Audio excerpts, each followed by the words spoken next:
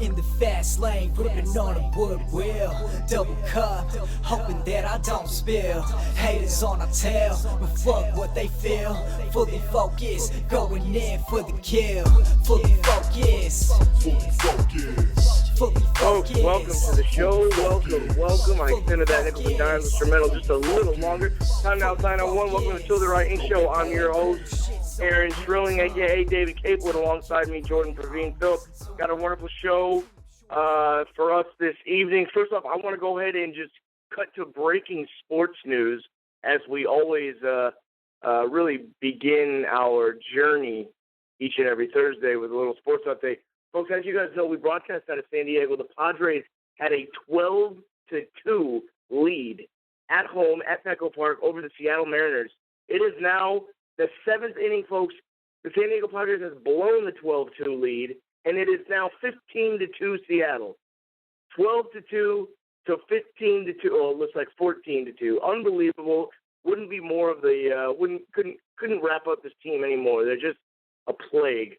But anyway, I just want to let that just, I had to get an attention getter out fairly quickly. So that was my attention getter. But other than that, around the league, as far as baseball is concerned, 6-0 Giants beat the Atlanta Braves, 3-0 Arizona over Houston. Chicago beats the Dodgers at a score of 7-2. Boston comes into Baltimore and actually loses 12-7. As the Orioles wrap that one up. Milwaukee Brewers 4-1 over Philly in Philly. 5-4 Cleveland over the Kansas City Royals. 4-3 in the 12th inning. Pittsburgh came back and beat the Miami Marlins. 5-4 New York Yankees over Detroit. And the Minnesota Twins had a home win against Tampa Bay Rays. Game one of the NBA Finals commenced today, as we hope it probably will be a wonderful 7-game series. LeBron James and company travel to the number one overall seed, Golden State Warriors, Oracle Arena in Oakland. Golden State was able to wrap that up game one, 104-89, decisive victory. I think Klay Thompson and Steph Curry both had a very limited role in this game, and it was really it was a real big contribution to Golden State's bench today. They really got the win.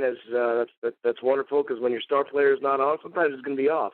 And when he's off, you need to have other players on the team. And that's what Golden State's doing. And honestly, folks, if you want to be pretty frank about this, it's going to be another one of those for LeBron. He's going to lose again. And these guys are going to go back-to-back, and hopefully they're on a three-peat. They're going to be great. They're going to be a new dynasty. I just don't see anything wrong with this team. They're wonderful. Meanwhile, NHL, Game 1 goes to not the San Jose Sharks. They go to the Pittsburgh Penguins. I think Game 2 is tomorrow, or maybe even tonight. That's all I really got for sports. But, yeah, it's getting down to the wire, folks, as we do get into June now, first week of June. Can you even believe that? I can't. But I want to bring in my my co-host tonight, Jordan. As you guys all know him, a.k.a. Music name Pravin. Jordan does have a wonderful guest for us this evening that he will be introducing. Jordan, go ahead and say hi to the folks. Yes, sir. Yes, sir. How's everyone doing tonight? I do see our guest has already called in. Jordan, did you want to go ahead and introduce tonight's entrepreneurial spotlight? Yeah, sure. So tonight we have on with us right now Mr. Tyrone Glover. And Tyrone, are you on with us right now? Tyrone? Yes, I am. Hey, how's everybody doing? Good. How you doing? Perfect. Yeah, so thanks again for joining us tonight. So, what we really do is we just kind of, open up the floor to our spotlight guests and just kind of, let you share with our audience. And I know you have some listeners in also, just to basically share your experience, your insight, and your journey with us. Well, awesome. Well, first and foremost, thank you both for allowing me the pleasure of addressing your audience. And when I received the text, I was just blown away. So again, thank you very much for giving me the opportunity to just enlighten individuals to what it is that I do, what it is that they can do for themselves when it comes to our financial understanding and our responsibilities. Thanks so much, Tyrone. Perfect. So I can just take the floor? It's all me? Yes, please. All right, perfect. Well, credit, I mean, what is it? What really is credit? How do we understand it? What does it do for us? Obviously, we know in some capacity we have to have a better understanding than what we have now, because clearly it's not working. We're looking in so many different directions for financial relief, and the relief is literally in that credit piece. If you have credit, you're going to literally save yourself so much hassle. But obviously, there's a process to everything. You can't just go right out and automatically get your credit. You have to work at finding what pieces of it is it that's literally holding you back. And because we're in a technology age, we're all data points. We're all pieces of individual information that we've been given out for over, 60 years now, probably. So it's something that's been programmed in us to do the wrong things when it's come to our financial understanding. And what credit is now today, it's probably king. It used to be cash was king. Now, literally, credit is king. So we have to get a better understanding as to how do we manage it and how do we keep it working for us. We all know that businesses do a fantastic job with their credit rating. Anyone can tell you now, America had a huge fight over whether or not it was going to default on its loan. Obviously, we dropped a few points. I think we went from our AAA to AA, but obviously we got it back thanks to President Obama and his fantastic economy. So there are ways that we can do what we need to do, and it's just how do we do it? What do we do to get to where we need to get to? So first and foremost, you have to do the one thing. You have to get your credit profile. The government says you're entitled to one copy every year. That's what's going to tell you how you address your financial situation. If you don't have the information to address it, then you're never going to understand how you begin to make the necessary repairs. So that's the first thing. Second, you have to get someone, if you yourself can't navigate your credit profiles. They put a lot of stuff in there. When I mean they, I say Equifax, TransUnion, and X. They put a lot of stuff in there. These are the culprits that created this financial mess for us when it comes to our credit and our credit understanding. So even though they're plastering the airwaves with their advertisements, trust me, yes, they might want to think and give you the illusion that they wanted to do the right thing, but they wanted to charge you even more of an elaborate fee to fix something that they broke. Totally up to you. You're a consumer. You can do as you will. But you have to have the information. Once you have the information, find someone who can navigate it for you. You're going to pay a fee, obviously, because that's just the way business works. You have to pay for a certain service, but hold them to that service. If they can't meet your demands, you're the consumer. If they can't meet what you want of them, then obviously say thank you, but no thank you. Thank you. I'm going to go find somebody else. Or learn it yourself. I did it. Literally, 4 years. It took me $75,000, my own money, and I did it all by my own, all by myself. Not necessarily all by myself. There was a lot of influences, but it really got me to this point where I said, either I'm going to work for corporate America or I'm going to own my own business and do it myself. Find what works, and now this is what's working for me, helping consumers get to where they need to be financially. And lastly, not lastly to the whole saga, but lastly to what you have to do. Once you get it going, once you get it started, then basically keep it going in the right direction. Businesses make a hefty profit off of you. They make a hefty profit off of your data and your information. They can charge you higher interest rates. Obviously, we all know that if you own a credit card, if you own a car, if you own a mortgage, you can clearly see if you follow the Dow, the interest rates go up and down. But banks borrow at 3%. They charge you anywhere upwards of 29%, depending on whether or not you're going to be late. Are there other areas out there that are working to help the consumers? Yes, they are. But we as the consumer are the ones who can do what we need to do to get that down to where we want it. And it's leverage. You have to have the leverage. So once you work on that credit profile, you get a lot of those negatives off of there. You understand how it works for you by your utilization, then you create that leverage that you need as a consumer. So a little bit about me. Wow, where should I start? Grew up in Yonkers. Rough childhood. No, but I enjoyed no it. way. Gotta stop you right there, Tyrone, because Okay. my dad is my dad is from Yonkers. Of course, he grew up in the 50s. Are you serious? So that's crazy.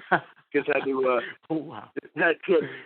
So yeah, Awesome. the big YO. Anyway, I'm sorry. Go ahead. Yes, so I grew up in Yonkers, and it wasn't really a great childhood. It was a good childhood. I'll elaborate more, but you'll have to be obviously in my close circles to get all the personal information. So around, I think it was 18, 19, I joined the military, went over to Germany. And that was an experience. That was a true experience. It was fun. The beer is fun. The people are fun. Everything is fun over there. It was truly a great experience. Even the military was great. I went in as a 76 Yankee, which is quartermaster in that supply.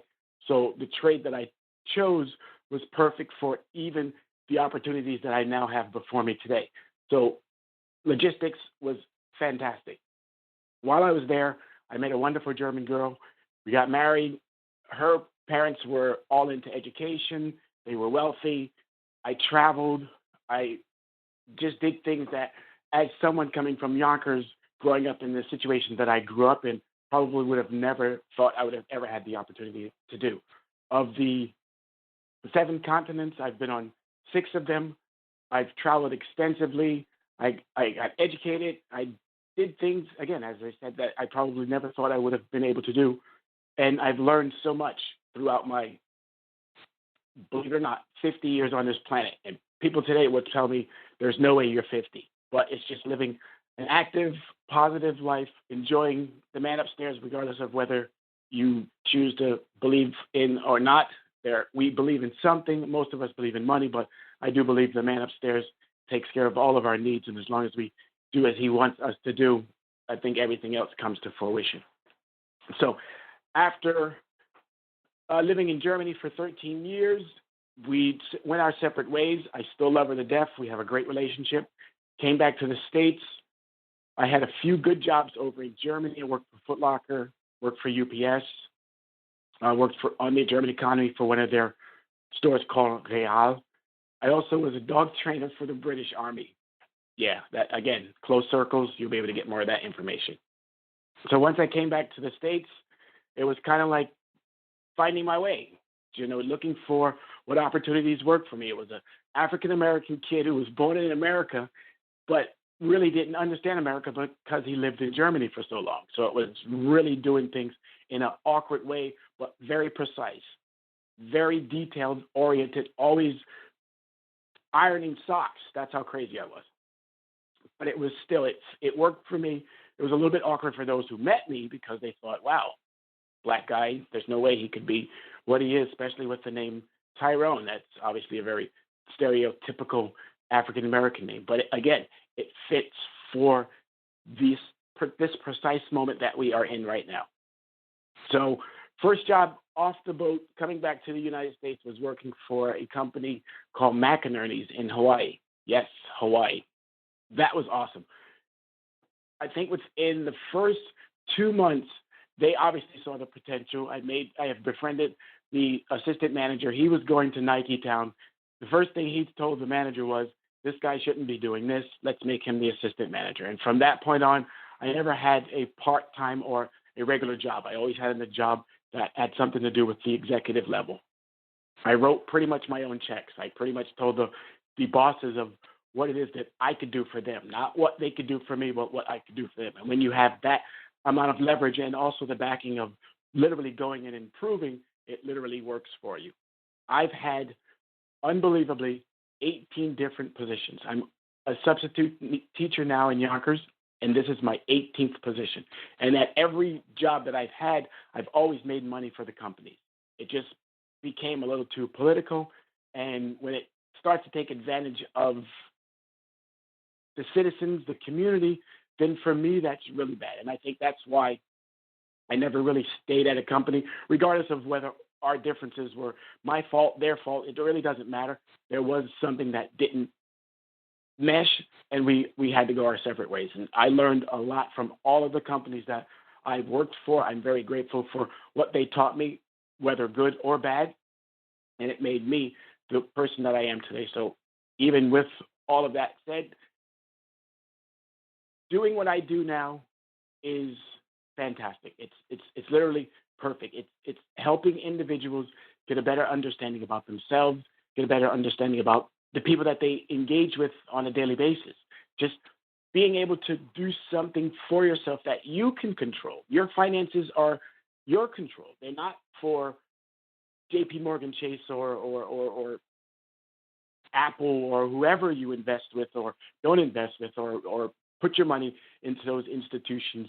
It's for you as the consumer to have a better understanding as to if that relationship is not working for you, you need to part ways because it's doing good for obviously those who have, but those who don't have and are attempting, I don't like the word try, but are attempting to get to where they want to be in life, then you have to take control. You have to know more than the other person who they're doing for you. It doesn't necessarily work that way. Back in the 50s and the 60s, where our grandparents had that good relationships, those would be obviously our veterans.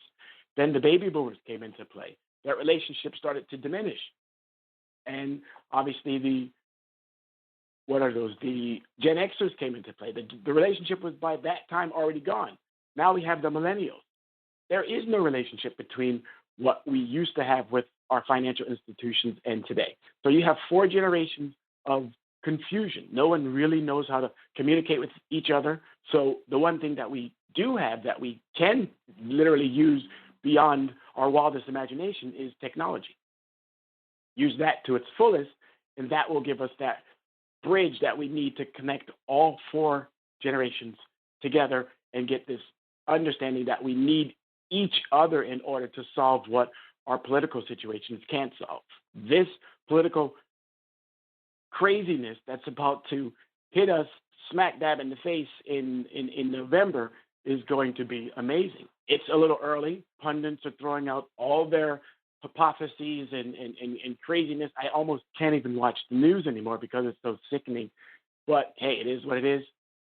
But it's shedding a new light as to what we as citizens have to do for ourselves, because the confusion that they're creating or have been creating through our President Obama's administration, which here or there, whether you like it or don't, he's done great, and his administration has done great thus far for the country. The path is set. We can either choose to go backwards or we can choose to move forward. Regardless of Bernie, Hillary, doesn't matter. If you're a Democrat, be a Democrat. Period. Bottom line. We can't let what the Republicans are offering and what they've been offering or obstructing for the last 8, we can't let that with what they're offering now. I don't even like to even call him a person, but he is. I don't think it's going to work for us. I honestly, truly don't think it's going to work for us. But I'm not a politician, so I'll leave all that stuff to them. But I have to say, we got to vote. That's the first thing. We got to get out there, got to do our piece as citizens and get out there and vote. I'm just someone who loves what I do. I'm very passionate about it. I put my entire life behind it. And again, the man upstairs had allowed me to do a lot of things up to this point. And it's all about now the consumer. It's all about now the citizens. It's all about those who want what we rightfully should have, which is peace of mind, which is comfort. We shouldn't have to be constantly in this perpetual state of fear, wondering about, am I going to lose my job? Yes, you could possibly lose your job. Am I going to get sick? Yes, you could possibly get sick. Is somebody else in my family going to lose their job? And I'm going to have to become the financial situation for them. Yes, that could potentially happen. So why not prepare ourselves for those possibilities? And even if they don't happen, at least it's something that you now have that you can fall back on. We're waiting way too long to do the right things when the right things are smack dab in front of us. A lot of us are doing unfortunate things, but from this point on, hopefully everyone walks away with something. Forget about your past. Your past is your past. It's done. In this world that I function in, where we do dispute letters, where we take care of your past, it's done. There's certain things within the laws that if you don't know your rights, you don't have any. So in the world that I work in credit repair and credit repair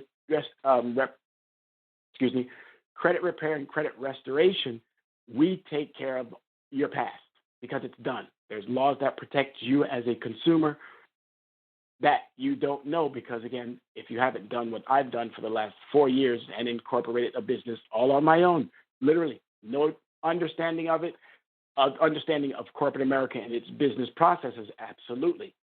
That's why I can thank my ex-father-in-law for his wonderful upbringing and instilling in me, go get your degree. So absolutely, I went and I did that as well.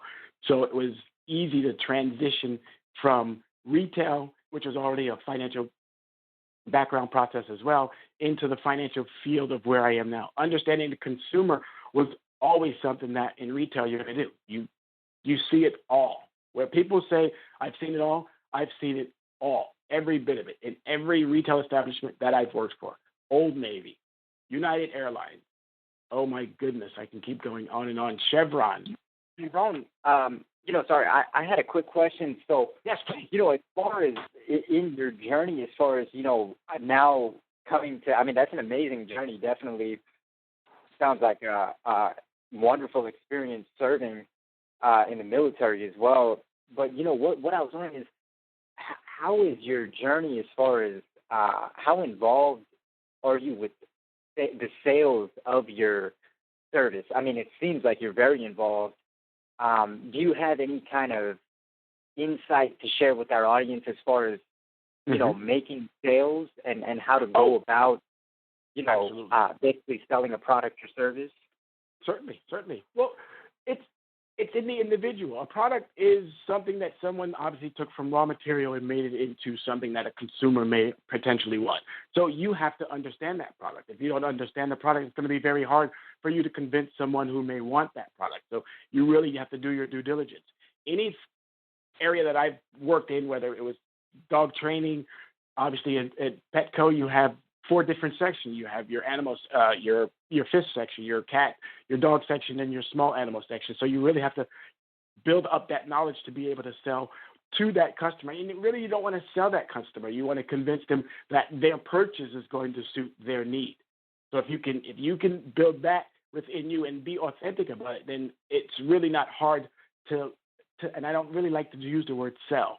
Sell is not really it's kind of in my world, in the world that I function in my brain. I think we shouldn't sell people. We should, if this is what you want, good. Then I need to know why you want it, and I need to better myself in being able to present it to you. Sure. I hope that answered the question. Yeah, no, it did, definitely. And, Tyrone, yeah, go ahead. Sorry, Jordan, go ahead. No, I think we were both probably going to say the same thing. I think, you read my mind. So, yeah, go ahead. I already know what you were going to say. No, I just kind of wanted to know, Tyrone, how you got into the whole credit industry. It's obviously a good industry to know, and it's wonderful that you're very knowledgeable about it. But what made you make the jump over to that? Getting screwed over. If I could use that on the radio, getting screwed, getting literally raked over the coals, having someone do something to me over and over and over. Obviously, when you don't know, you're going to get taken advantage of. But I kind of had a general idea of where I was going with my credit and how I wanted to manage my business. And it was later in the business, as it was literally uphill going, I ended up with a credit inquiry that turned, or a card purchase that ended up into 9 inquiries, which denied me for my business loan. And from that point on, it became a passion to make sure that this never, ever happened to anyone ever again. So that's kind of what drove me literally into the world of credit repair, credit understanding, the full gamut. That what the CFPB, which is the Consumer Financial Protection Bureau, that what they do as an individual, I can do a lot more because they're obviously held to a much stringent area of prosecution, which I can't obviously enter into, but I can say and do a lot more that they can't. But obviously, you know that from just their affiliation with the government. So it was literally just being taken advantage of over and over and over, not knowing certain things.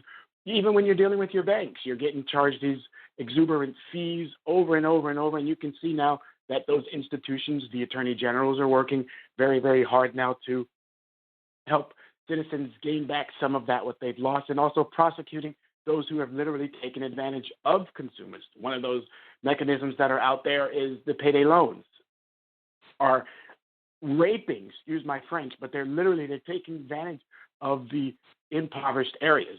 It's horrendous that this shadow financial situation, which is inside the ghettos, is nothing like what it is, what we all see and hear when we pick up the New York Times or the Wall Street Journal or do our transactions online. It's really nothing like that. It's really taking advantage, and it doesn't necessarily have to. There is enough out there. My experience has literally taught me there's enough opportunity out there for everyone who wants. Everyone. And to be honest with you, we're having this debate right now about $15. Based on my experience and all the knowledge that I've gone through over the 28 years of working retail, we could do it easily. We could do it today. But politics tells us that we can't. Fear is another reason, also tells us that we can't. And it's so easy. $15, teach individuals what they need to do as far as managing your establishment so that you can pay. You're obviously giving way more to your CEOs and your lobbyists and everywhere else. But again, that's here nor there. So I hope I did answer the question as to why it is and how I got so into it. It was more or less just being fed up, just getting to that point where it's either you allow it to continue or you do something about it. I decided to do something about it. Sure. No, that's awesome. And, Tyrone, what we usually do is also with our spotlight guests is we're curious to see what's on your recommended reading list as far as, maybe like a top one or top two, books that you would recommend. Top two. Let me see. I'm not, over the last few years, actually, yes, over the last few years, I haven't really, the books for me have almost all been identical. Not saying in any sense that they're, crazy or anything, but they all say the same thing. Any financial book, it seems like it was all repetitive. It seemed like everyone was saying pretty much the same thing. So I didn't really lean more to the book side. I lent more to the legal side. So I did more study on your Social Security numbers, how those two tied in together. I went in a completely different direction.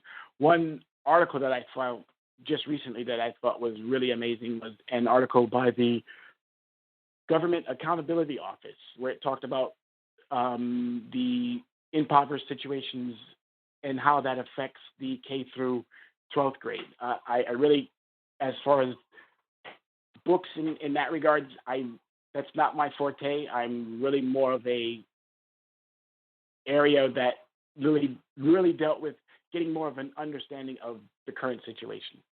I hope that, again, answered the question.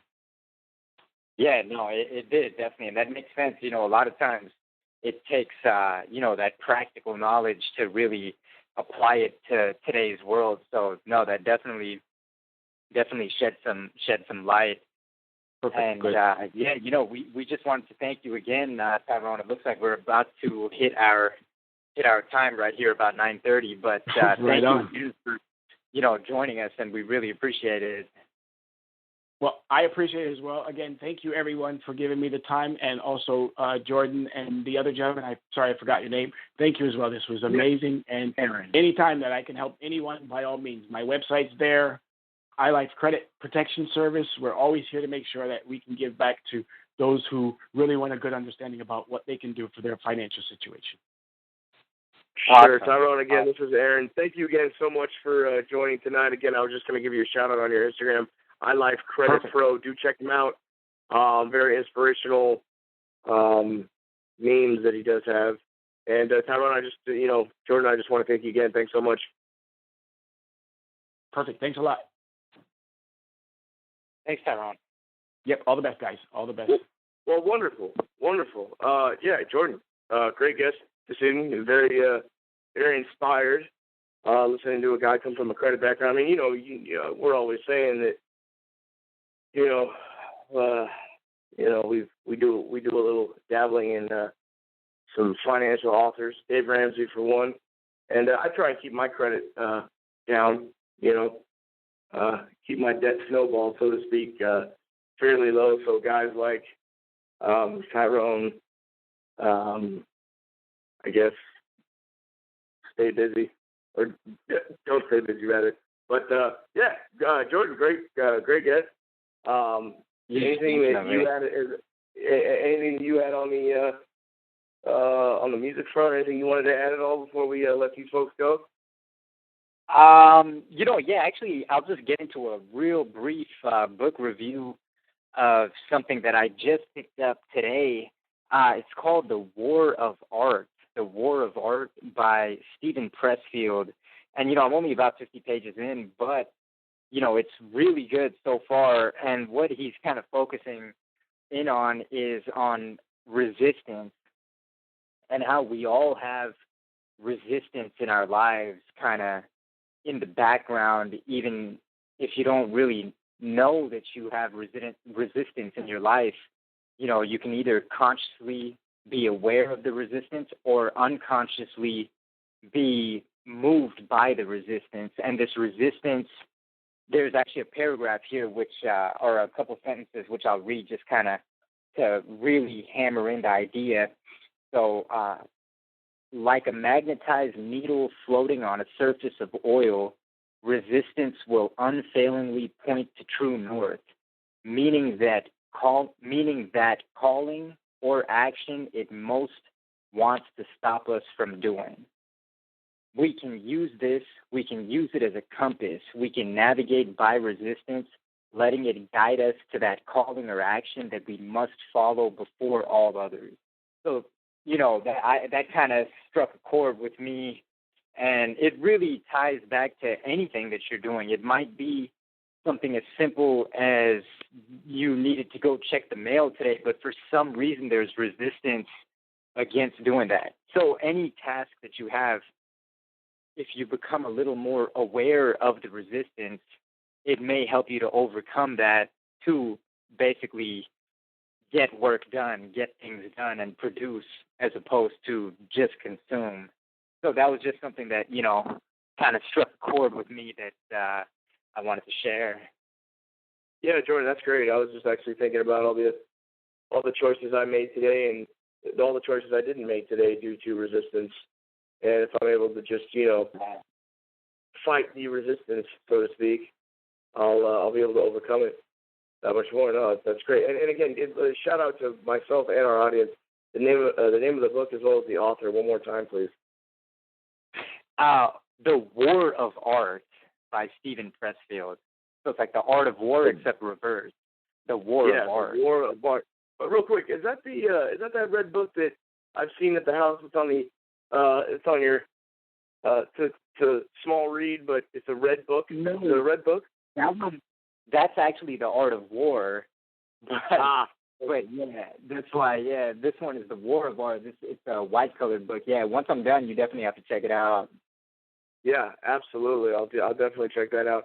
Folks, thanks so much. Time now is 9:34. You are listening to the Chelladurai Inc. show. That's going to wrap it up. Of course, I'm Aaron Trilling, a.k.a. your man David Capewood. This is Jordan Phillips. Pravin, we do love the fact that you guys join in every Thursday at 9 p.m. Pacific, courtesy of Blog Talk Radio. Blog Talk Radio gets a shout-out. You guys have been great to us. And, it was a short week. It was a real short week as we had Memorial Day on Monday. But tomorrow's Friday. Hit those goals. Everybody have a fabulous weekend. It's supposed to be nice out here in Southern California. If you guys are out here in Southern California. But we got a wonderful show lined up next week. A couple guests. And me and Jordan will have some more updates on the music front. Stay hungry, stay foolish. Words of Steve Jobs.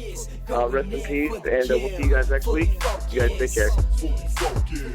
Fully focused. Fully focused. Fully focused. Fully focused. Fully focused. They wrote that cool shit, so I bring it to 'em.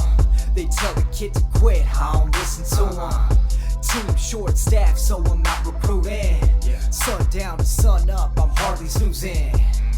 Look, you chose this road, don't ever look back. Snuck a couple glances in my rearview, front and center, catch the preview. Miles away, still I'm near you, chopping waves up on a sea-doo. Love the way she rocks that hairdo, honestly my focus on you. It's on you. Not cocky, just confident. Come from a subcontinent, velocity with top spin. Honestly, I'm loving it. For the M, she loved to shake. Investigators on the case, serve them with some wedding cake. In the fast lane, gripping on a wood wheel. Double cup, hoping that I don't spill. Haters on our tail, but fuck what they feel. Fully focused, going in for the kill. Fully focused, Fully focused, fully focused, fully focused, fully focused, fully focused, fully focused. going all man. In your CD deck again, it's that sick man Mexican. Got the streets on lock with the bass on lock. I can't be stopped and I can't be touched. Talk down like it's two fucks. Thing on my hip, make your ass do a flip. Thing on my hip, make your ass do a flip. That bitch looking glamorous, but she don't want real, she want them face. She don't want a thug, she want them lamps. My high city up in this bitch. Hustle hard to the sunrise. I'm on point like running time. Sharp like a razor, y'all can't fade us. 6 fools hating, but bitches love me. Honestly, I'm stacking mo. Still on the grind, that's all I know. Ain't no time for friend or foe. It's your boy Animo. Still I'm on, you already know. No. It's your boy Animo. Ain't no time for friend or foe. Ain't no time for friend or foe.